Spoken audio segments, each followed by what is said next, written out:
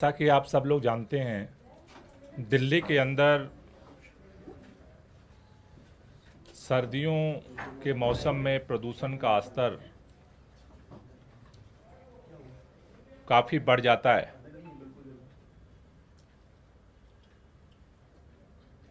प्रदूषण को कम करने के लिए अरविंद केजरीवाल जी के नेतृत्व में सरकार विंटर एक्शन प्लान के माध्यम से, समर एक्शन प्लान के माध्यम से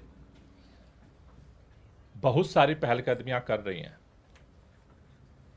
जिसके परिणाम स्वरूप अगर हम देखें तो दिल्ली के अंदर प्रदूषण के स्तर में लगातार गिरावट दर्ज की जा रही है। लेकिन सर्दियों के मौसम के बढ़ने के साथ साथ जिस तरह से दिल्ली में प्रदूषण की स्थिति पिछले सालों में काफ़ी गंभीर होती रही, उसको लेकर के दिल्ली सरकार ने ये निर्णय लिया था कि इस प्रदूषण के जो रियल टाइम सोर्स हैं उनकी साइंटिफिक स्टडी करना बहुत ज़रूरी है। क्योंकि कोई कहता है इसका कारण डस्ट पोल्यूशन है, कोई कहता है गाड़ियों की वजह से पोल्यूशन हो रहा है, कोई कहता है कि बायोमास बर्निंग से है, कुछ रिपोर्ट्स पराली की वजह से है। तो किस समय, किस एरिया में, किस वजह से प्रदूषण बढ़ रहा है? जैसे हम दिल्ली में देखते हैं कि दिल्ली तो एक ही है, लेकिन आनंद विहार का एक्यूआई का स्तर अलग है, वजीरपुर का अलग है, साउथ दिल्ली का अलग है, नरेला का अलग है, बवाना का अलग है, क्योंकि अलग अलग जगहों पे अलग अलग सोर्सेज एक इंपॉर्टेंट रोल प्ले करते हैं। और इसकी स्टडी के लिए रियल टाइम सोर्स अपॉर्चमेंट स्टडी के लिए दिल्ली सरकार ने आईआईटी कानपुर के साथ मिल करके स्टडी को आगे बढ़ाने का निर्णय लिया था। लेकिन पिछले कुछ दिनों से मीडिया में ये खबरें चल रही हैं कि रियल टाइम अपॉर्चमेंट स्टडी का डाटा नहीं मिल रहा है, स्टडी बंद है। अब जब सर्दियों में सबसे ज़्यादा उस डेटा की हमें ज़रूरत है, इस समय वो स्टडी जो है वो बंद कर दी गई। कैबिनेट ने निर्णय लिया स्टडी कराने का, लेकिन डीपीसीसी के चेयरमैन अश्वनी कुमार जी ने स्वयंभू निर्णय लेते हुए स्टडी को बंद करवा दिया। बिना मिनिस्टर के डिस्कशन के, बिना कैबिनेट के डिस्कशन के, बिना किसी निर्णय के कैबिनेट के फैसले को उन्होंने पलट दिया। और जब इस दिल्ली को सबसे ज़्यादा ज़रूरत है इस समय कि उस साइंटिफिक एनालिसिस के आधार पर साइंटिफिक एक्शन को डिज़ाइन किया जाए, उस समय हमारे पास सोर्स उपलब्ध नहीं है। ये बहुत ही दुर्भाग्यपूर्ण है दिल्ली के लिए। मैं आपको बताना चाहता हूं कि दिल्ली के अंदर 7 जुलाई 2021 को कैबिनेट ने यह निर्णय लिया था कि दिल्ली में रियल टाइम सोर्स अपॉर्चमेंट स्टडी शुरू की जाएगी। हमने आईआईटी कानपुर के साथ डीपीसीसी ने 22 अक्टूबर 2021 को हमने एएमयू शामिल किया था। एएमयू साइन करने के समय जो निर्णय हुआ था कि ये जो पूरी स्टडी है कानपुर के साथ, ये 12 करोड़ 727 रुपए इस पे खर्च होंगे, जिसको कैबिनेट ने मंजूरी दी थी। स्टडी शुरू करने के लिए जो स्टेशन में तमाम मशीनरी मंगानी थी, इक्विपमेंट मंगाने थे, उसके लिए 10,07,248 रुपए आईआईटी कानपुर को रिलीज कर दिए गए। और उसके बाद स्टडी की रिपोर्ट आने के बाद जो बाकी पेमेंट था उसको कानपुर को देना था, लेकिन इसी बीच दिल्ली के अंदर अश्वनी कुमार जी दिसंबर के महीने में डीपीसीसी के चेयरमैन बनाए जाते हैं। उसके पहले अब तक जो इन्वायरमेंट विभाग का सेक्रेटरी होता था वही डीपीसीसी का चेयरमैन होता था। पहली बार इन्वायरमेंट डिपार्टमेंट के सेक्रेटरी की जगह सेपरेट अश्वनी कुमार जी को दिसंबर में डीपीसीसी का चेयरमैन नियुक्त किया जाता है। दिसंबर में ये नियुक्त होते हैं और नियुक्त होने के बाद फरवरी के महीने में ये नोट फाइल पर लिखते हैं कि ये जो स्टडी हो रही है उसकी कास्ट बहुत ज़्यादा है। उसके बाद फिर आगे लिखते हैं कि जो इसकी मॉडलिटी है उसमें प्रॉब्लम है। और उसके बाद मीटिंग दर मीटिंग आईआईटी कानपुर के साइंटिस्ट के साथ होती है। और फाइनली जब अक्टूबर के महीने में प्रदूषण का स्तर बढ़ता है, 18 अक्टूबर को इन्होंने फाइनली फाइल पे लिखा कि अब जो बचा हुआ पेमेंट है आईआईटी कानपुर का नहीं दिया जाएगा।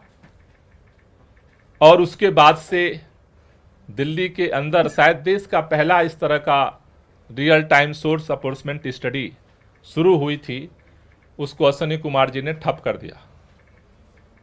कैबिनेट के फैसले को पलट दिया। अक्टूबर के बाद जो दिल्ली के पोल्यूशन को कम करने के लिए एक साइंटिफिक स्टडी हमारे हाथ में होनी चाहिए, दिल्ली के 2 करोड़ लोगों की जिंदगी के साथ उन्होंने खिलवाड़ करने का निर्णय ले लिया। बिना मंत्रालय को किसी तरह की सूचना दिए बगैर, बिना कैबिनेट को किसी तरह की सूचना दिए बगैर, और 2 करोड़ लोगों की जिंदगी से खेलने का उन्होंने निर्णय ले लिया और उनका पेमेंट रोक दिया गया। कोई भी जो रूल और जितने टीबीआर के रेगुलेशंस हैं, कोई भी अधिकारी कैबिनेट के फैसले को इंप्लीमेंट करने के लिए होता है। कैबिनेट के फैसले को कोई एक अधिकारी अपने स्वयंभू विवेक के आधार पर पलट नहीं सकता है, लेकिन अश्वनी कुमार जी ने पलट दिया।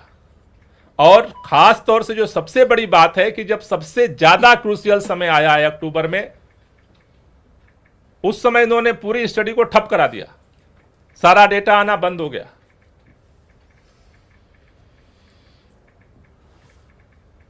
इन परिस्थितियों को देखते हुए जिस तरह का उन्होंने व्यवहार दिल्ली के लोगों के साथ किया है, उसके बाद भी हमने कई बार पता करने की कोशिश की, लेकिन कोई क्लियर सूचना नहीं दी गई। फिर हमने नोट भेज करके फाइल मंगवाई और फाइल से पता चला कि इस तरह से फरवरी से इसको स्टडी को बंद करने के लिए स्टेप बाय स्टेप कोशिश हो रही थी और अक्टूबर में आकर के उसे बंद कर दिया गया। जिस तरह के गैर जिम्मेदाराना, जन विरोधी और नियम विरोधी निर्णय अश्वनी कुमार जी ने लिया है, उसको देखते हुए आज हमने मुख्यमंत्री जी को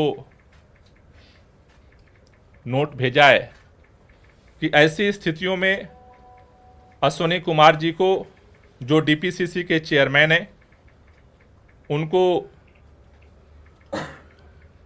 सस्पेंड किया जाए और उनके खिलाफ डिसिप्लिनरी जो है एक्शन लिया जाए।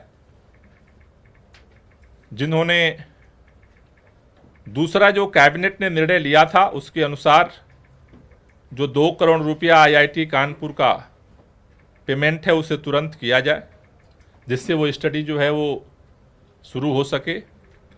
और साथ ही साथ ये विंटर्स जो सेशन है उसके समाप्त होने के बाद जो इस फील्ड के क्वालिफाइड साइंटिस्ट हैं उन लोगों से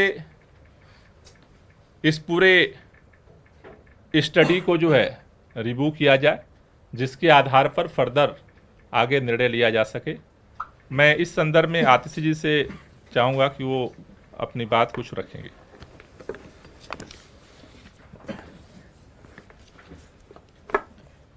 जैसा कि आप सब जानते हैं, पोल्यूशन खासकर के सर्दियों के महीने में दिल्ली वालों के लिए, 2 करोड़ दिल्ली वासियों के लिए एक बहुत महत्वपूर्ण मुद्दा है। दिल्ली में सर्दियों में पोल्यूशन का स्तर बढ़ता है, लोगों के स्वास्थ्य पर असर पड़ता है। इस समय हम देखते हैं अक्टूबर, नवंबर, दिसंबर के महीने में कि डॉक्टरों के पास, अस्पतालों में लोग रेस्पिरेटरी प्रॉब्लम्स के लिए जाते हैं, हॉस्पिटल में एडमिशन्स होते हैं। इस बढ़ते हुए प्रदूषण को कम करने के लिए दिल्ली सरकार लगातार 8 साल से काम कर रही है। कई रिपोर्ट्स भी आई हैं इंडिपेंडेंट ऑर्गेनाइजेशन से, जिन्होंने ये बताया है कि दिल्ली में होने वाला प्रदूषण पिछले कुछ साल में कम हुआ है। लेकिन दिल्ली में प्रदूषण को कम करने के लिए एक बहुत बड़ी बाधा सामने आती है। वो बाधा ये है कि कोई भी आधिकारिक डेटा उपलब्ध नहीं है कि इस प्रदूषण के अलग अलग स्रोत क्या हैं और अलग अलग सोर्सेज का दिल्ली के टोटल पोल्यूशन में कितना कंट्रीब्यूशन है। अलग अलग लोगों की राय है। कोई कहता है कि रोड डस्ट से होता है, कोई कहता है व्हीकुलर पोल्यूशन से होता है, कोई कहता है पराली जलने से होता है, लेकिन कोई भी आधिकारिक डेटा मौजूद नहीं है जो ये बता पाता है कि कितना पोल्यूशन कौन से सोर्स से होता है। इससे समस्या क्या आती है? इससे समस्या ये आती है कि कोई भी पॉलिसी बनाई नहीं जा सकती इस पोल्यूशन को कम करने के लिए जब तक सरकार को पता ही नहीं है कि कौन सा पोल्यूशन का सोर्स कितना कंट्रीब्यूशन कर रहा है। इसी समस्या के समाधान के लिए, इसी बाधा को हटाने के लिए जुलाई 2021 में दिल्ली के कैबिनेट ने एक माइलस्टोन डिसीजन लिया कि हम दिल्ली में एक real time source apportionment study करेंगे, जिसका मतलब है रियल टाइम बेसिस पे कौन से एरिया में किस समय पर जो पोल्यूशन हो रहा है उसमें कौन सा सोर्स कितना कंट्रीब्यूट कर रहा है। ऐसी कोई भी स्टडी आज तक भारत में नहीं हुई है। इनफैक्ट मुझे लगता है कि शायद ये ऐसी पहली स्टडी है जो पूरी दुनिया में हो रही। जुलाई 2021 में कैबिनेट ने यह डिसीजन लिया। आईआईटी कानपुर को इसका पार्टनर बनाया गया स्टडी का। आईआईटी कानपुर ने अपने साथ कई और इंस्टीट्यूशंस को भी, जिसमें टेरी द एनर्जी रिसर्च इंस्टीट्यूट और Indian institute of science education and research IISER को भी शामिल किया और एक पूरी साइट डिज़ाइन करी गई जो सेंट्रल दिल्ली में है, जिसमें दुनिया की world class cutting edge scientific equipment रखी गई जो पोल्यूशन को मेजर करेगी। और दूसरा, एडवांस्ड मैथमेटिकल मॉडलिंग के साथ, एडवांस्ड केमिकल मॉडलिंग के साथ इस स्टडी को डिज़ाइन किया गया। जो अभी तक इस स्टडी के नतीजे आए हैं, उन्होंने कई बहुत इंटरेस्टिंग चीज़ें सरकार के सामने रखी हैं। उदाहरण के तौर पे, सरकार के पास पहले ये डेटा नहीं था, इस स्टडी के इस माध्यम से सामने आया कि सर्दियों में एक बहुत बड़ा सोर्स पोल्यूशन का है जो सिक्योरिटी गार्ड्स वगैरह अंगीठी जलाते हैं, आग जलाते हैं अपने आप को गर्म रखने के लिए। अगर ये स्टडी नहीं होती तो सरकार को ये पता ही नहीं हो सकता था कि ये एक बड़ा सोर्स है पोल्यूशन का। जब पता चलता है तो उसके आधार पर पॉलिसीज बनाई जा सकती हैं।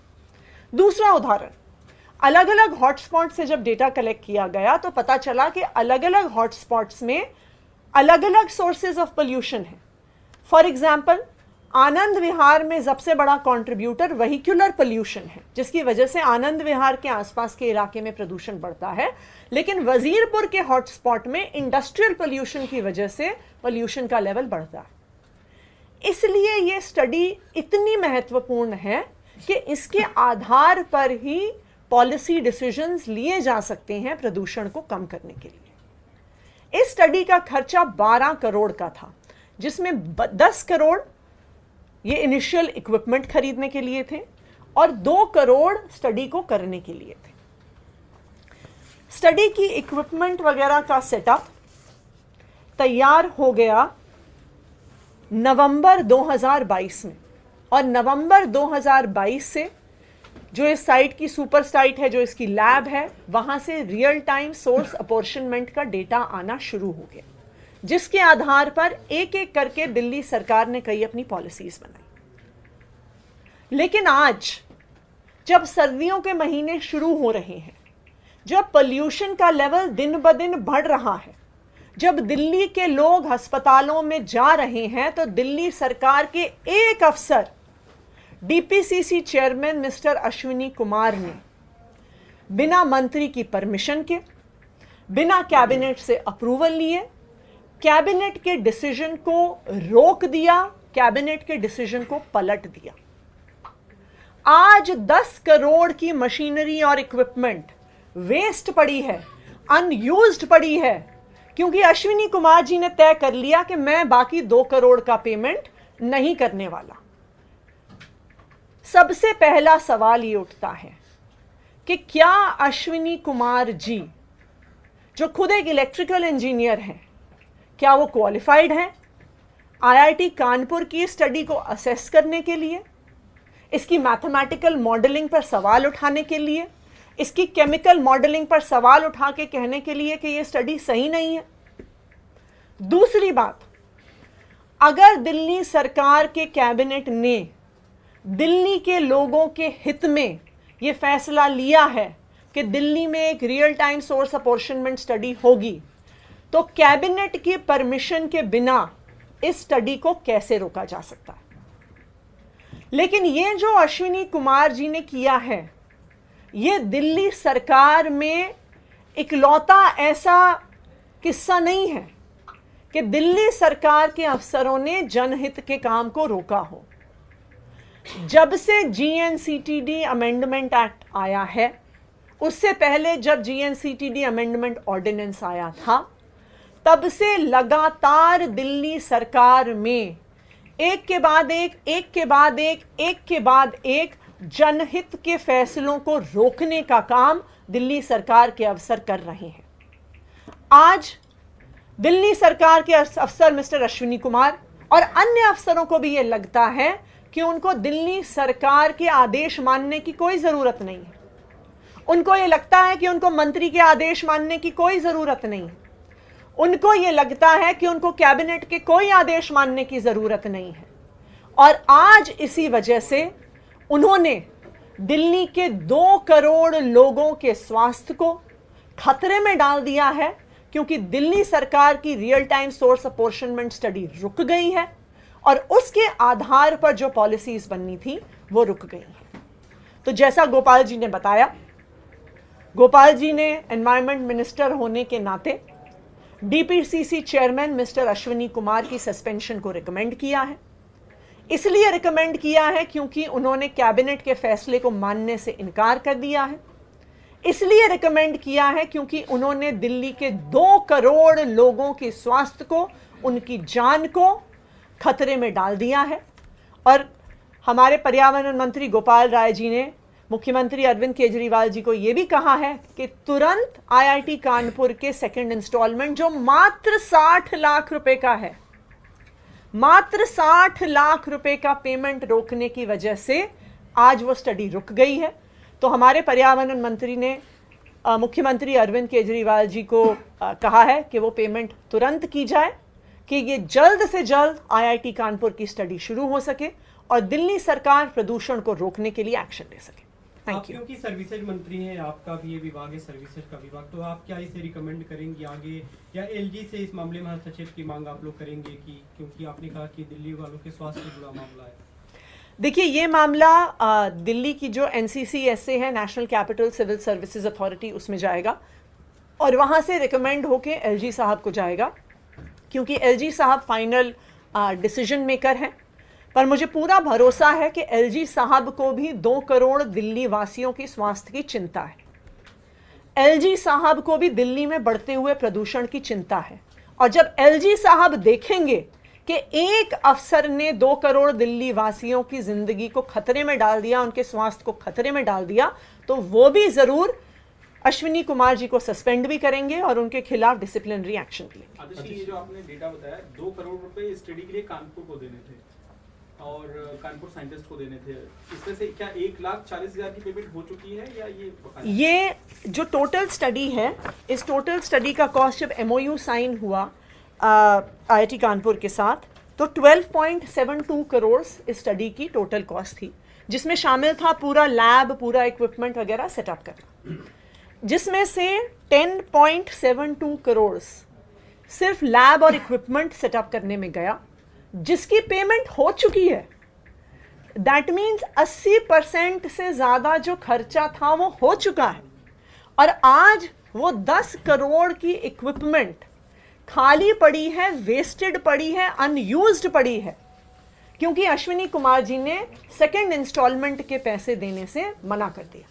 मैम, क्योंकि अभी गोपाल जी ने 2 दिन पहले ये कहा था, मैं थोड़ा सा डेटा को लेकर कंफ्यूज। अभी आपने कहा कि 60 लाख रुपए ही बकाए हैं। नहीं, 2 करोड़ रुपए बकाया है जो 3 इंस्टॉलमेंट में जाना है, तो तकरीबन 60 लाख के आसपास की 3 इंस्टॉलमेंट्स अभी ड्यू हैं।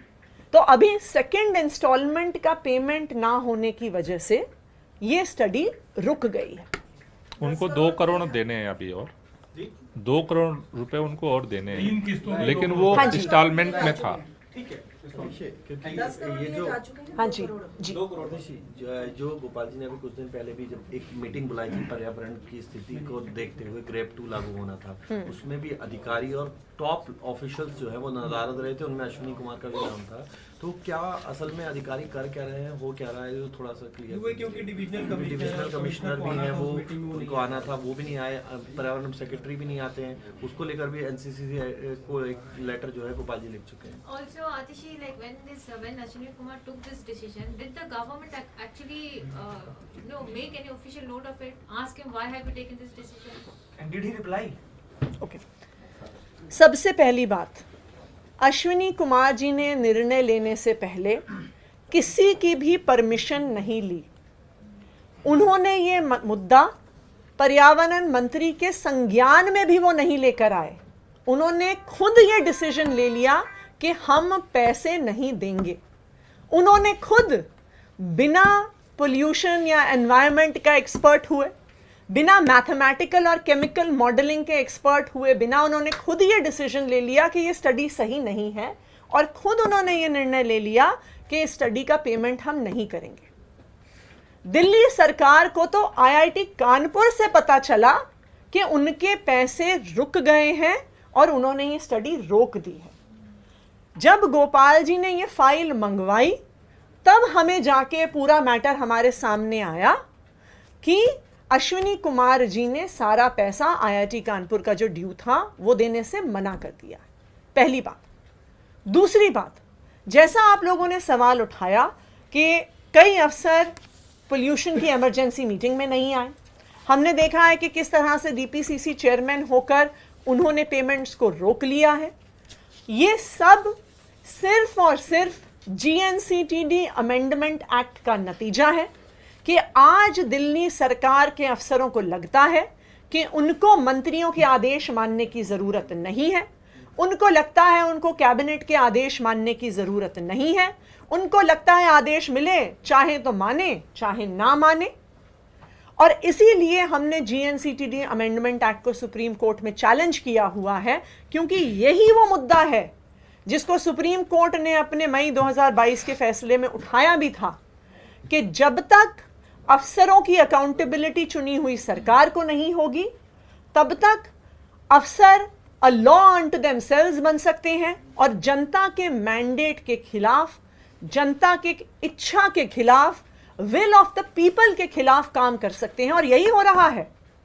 दिल्ली वाले चाहते हैं कि पोल्यूशन की सोर्सेस की स्टडी हो, लेकिन अश्विनी कुमार जी नहीं चाहते हैं इसलिए वो काम ठप हो गया है और वो काम रुक गया। आदित्य जी, आपने कहा कि कुछ पहली बार नहीं हुआ, कई बार किया, लेकिन ये तो कह सकते हैं इस पूरे मामले में कि कैबिनेट के निर्णय को इस तरीके से रोकने का निर्णय, तो ये काम तो पहली बार हुआ। बिल्कुल, कि कैबिनेट के फैसले को बिना कैबिनेट के पास वापस जाए रोकने का काम ये पहली बार आज हम देख रहे हैं। लेकिन ये सिलसिला पिछले कई महीनों से चल रहा है कि अफसर एक के बाद एक दिल्ली के मंत्रियों के फैसलों को मानने से इनकार कर रहे हैं। Thank you. ये वक्त ऐसा है कि जब एक्शन लेना चाहिए है, क्योंकि टाइम ऐसा आ गया है कि पोल्यूशन का लेवल 300 के पार जाना शुरू हो गया। अब हम चिट्ठियां लिखेंगे, अब हम नोट लिखेंगे, अब हम एक दूसरे पे ब्लेम गेम करेंगे, तो लोग कहाँ जाएंगे? लोग तो परेशान हो रहे हैं, जिनको सांस लेने में तकलीफ हो रही है। नहीं, अभी तो 18 तारीख को ही तो इन्होंने स्टॉप किया है। लेकिन अभी की स्थिति सर आप देखिए, जिस तरह के तो पोल्यूशन 18 तारीख को इन्होंने स्टॉप किया है, उसके बाद इन्होंने बताना बंद कर दिया, फिर फाइल मंगाई गई, फाइल स्टडी करके फिर ये निर्णय लिया गया है।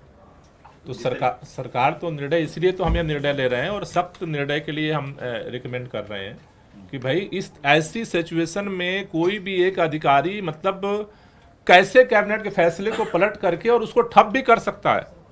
अगर कोई ऑब्जर्वेशन है तो उनको फाइल पे मंत्री के पास पुटअप करना चाहिए, कैबिनेट के सामने पुटअप करना चाहिए। उसके बगैर अगर कोई अधिकारी इस तरह से निर्णय लेता है तो मतलब क्या है? जिस जीएनसीटी एक्ट अमेंडमेंट के बाद जो आशंका थी, आज वो तो धरातल पे सामने आ गई। सर ये स्टडी कितने 18th October, sir. On 18th October. क्या सर ये स्टडी कब से शुरू हुई थी और क्या कोई टाइम फ्रेम था कि कितने सालों तक ये स्टडी होगी? और ये स्टडी अभी तक जो स्टडी हुई उसमें से क्या सब निकला था? देखिए, हाँ बोलिए। ये जो स्टडी है इसका फैसला जुलाई 2021 में लिया गया। जुलाई 2021 के बाद ये जो इसकी सुपर साइट थी उसको सेटअप किया गया और नवंबर 2022 से ये साइट अपना डेटा दे रही है। जैसा मैंने कहा, इससे अलग अलग प्रकार का डेटा आया है जिसके आधार पर एक्शन लेना शुरू हो गए हैं। लेकिन रियल टाइम, तो जब तक आपके पास रियल टाइम डेटा नहीं आएगा, रियल टाइम एक्शन सरकार द्वारा नहीं लिया जा सकता। ये कब तक के लिए मैम? कितने सालों तक के ये स्टडी नहीं, है? ये टाइम बाउंड नहीं, रियल टाइम की जरूरत हमें हर समय पड़ती है। जैसे मौसम विभाग है, आप समझो, मौसम विभाग जो है फॉरकास्ट करता है उस मौसम को एनालाइज करके कि कब क्या होना है। उसी तरह से जो पोल्यूशन है उसका रियल टाइम सोर्स क्या है? रियल टाइम मतलब कि एक घंटे के अंदर इस समय कहाँ पर किस वजह से पोल्यूशन होता है। जैसे आपको बता दूं, आपने कहा इसका क्या फायदा हुआ। जब हमने किया उसके बाद हमने सुपर साइट के साथ साथ एक मोबाइल हमने बैन लॉन्च किया था, सीएम साहब ने, आपको याद होगा। उसके आधार पर हमने इस बार जितने हॉट स्पॉट से 13 हॉट स्पॉट, उनको एक विष के लिए वो सारा मोबाइल जो हॉट स्पॉट है वो सब जगह हमने स्टेशन किया और उसको हमने एनालाइज किया कि वहाँ का वो हमें बताने में सक्षम हुआ कि लोकल सोर्स क्या क्या है, कहाँ पर एक्चुअली किस वजह से जो पोल्यूशन बढ़ रहा है। एक जगह दिल्ली में 200 AQI है और एक जगह 300 AQI है, क्यों है ये? और उसके आधार पर आपने देखा कि हम जो है उसकी आधार पर हमने 13 हॉट स्पॉट का सेपरेट हम एक्शन प्लान बनाने में सक्षम हुए। लेकिन हम ये सब बना ही रहे थे, तब तक जो है हमें पता चला 18 अक्टूबर को कि पूरे जो है सुपर साइट को ठप कर दिया गया। अब हमारे पास कोई डेटा ही नहीं है। डीपीसीसी ने सर आईआईटी को क्या कहा है, क्या आधार क्या बनाया है, क्यों बंद किया गया है? बस क्योंकि अश्विनी कुमार जी को लगता है, अश्विनी कुमार जी का असेसमेंट है, अश्विनी कुमार जी जो एक इलेक्ट्रिकल इंजीनियर हैं, उन्होंने ये डिसाइड किया है कि देश के leading scientists from IIT Kanpur, from TERI, from IISER की एडवांस्ड मैथमेटिकल मॉडलिंग, की एडवांस्ड केमिकल मॉडलिंग, की एडवांस्ड पोल्यूशन और environmental studies are not good enough. In fact मैं तो ये भी कहूंगी डीपीसीसी के अपने भी साइंटिस्ट शायद क्वालिफाइड नहीं हैं इस स्टडी को असेस करने के लिए। इस स्टडी को असेस करने के लिए, किसी भी साइंटिस्ट के एडवांस्ड मॉडलिंग को असेस करने के लिए आपको उनसे सीनियर साइंटिस्ट की ज़रूरत है जो आपको बता पाए।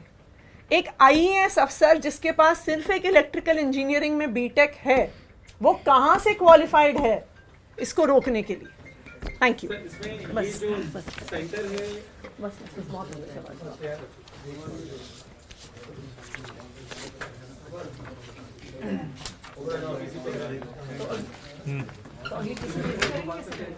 टाइम हो गया।